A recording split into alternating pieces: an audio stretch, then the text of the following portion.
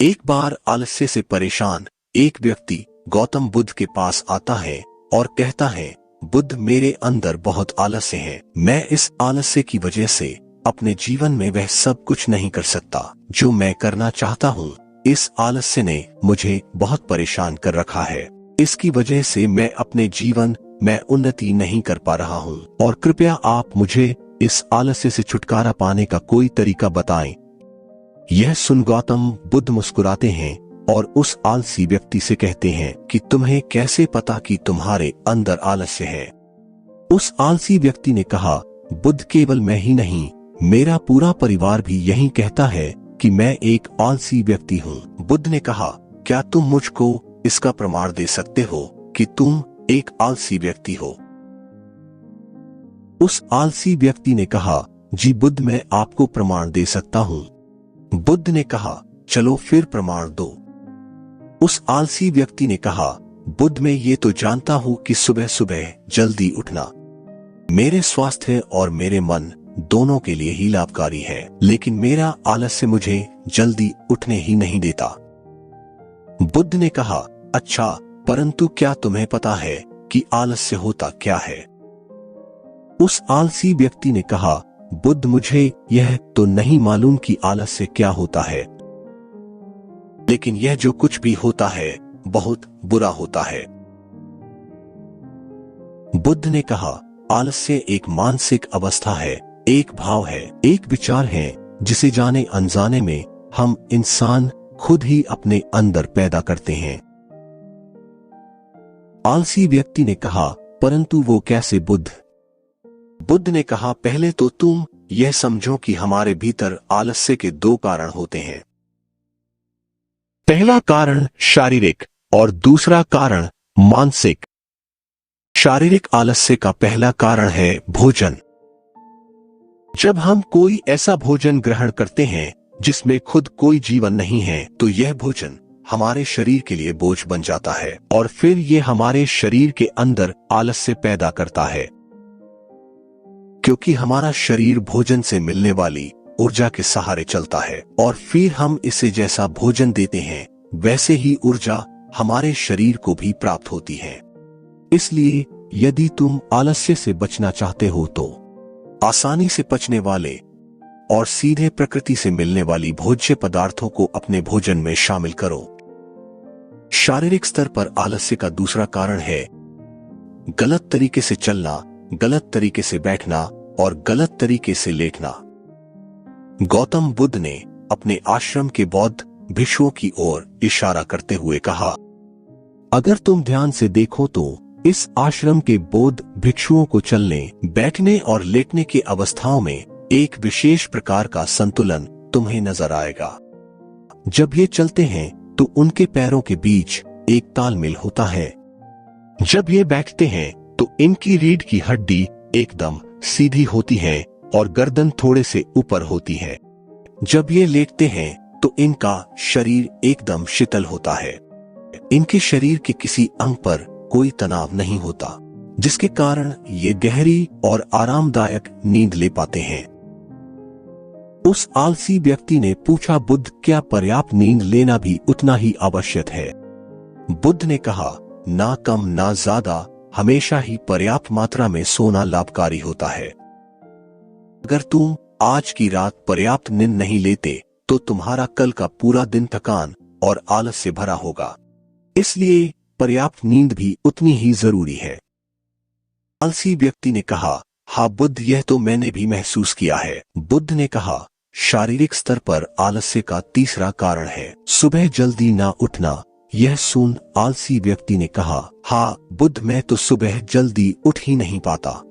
बुद्ध ने कहा, तुम सुबह जल्दी तब उठ पाओगे जब तुम रात में जल्दी सोओगे। बुद्ध ने आश्रम के भिक्षुओं की ओर इशारा करते हुए कहा, इन भिक्षुओं को देखो, इन्होंने रात्रि में अपने सोने का एक निश्चित समय निर्धारित कर रखा है और यही कारण है कि यह हर दिन रोज प्रातः काल जल्दी उठने में सक्षम हो पाते हैं। हर एक बौद्ध भिक्षु को अनुशासन का पालन करना होता है और यही अनुशासन इनके जीवन में संतुलन लाता है। कुछ लोग अनुशासन को एक बंधन समझते हैं।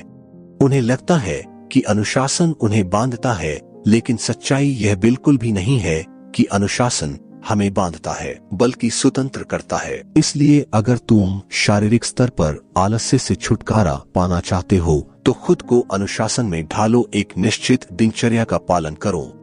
उस आलसी व्यक्ति ने कहा, लेकिन बुद्ध, शुरुआत कहाँ से करूं? सही तरह का भोजन करने से, सही तरह से बैठने लेटने और चलने से, या फिर जल्दी उठने से? बुद्ध ने कहा, शुरुआत अभी से करो। जो भी तुम कर रहे हो उसे पूरे ध्यान से करो और पहले तुम मन की स्तर पर आलस्य को समझो। बुद्ध ने कहा, मानसिक स्तर पर आलस्य का पहला कारण है हमारी पुरानी गलत धारणाएं। जब हम किसी काम के लिए खुद को काबिल नहीं समझते तब हमारे भीतर आलस्य पैदा होता है। अगर हमारे मन ने यह विश्वास कर लिया है कि पिछली बार की तरह इस बार भी मैं इस काम में असफल ही होऊंगा, तो हम निश्चित ही उसे काम को नहीं कर पाएंगे, क्योंकि हमारे मन ने पहले ही असफलता को स्वीकार कर लिया है।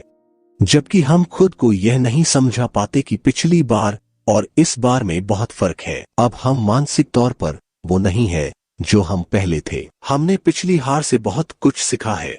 इसलिए मानसिक आलस्य से बचने के लिए सबसे पहले खुद पर विश्वास करना सीखो।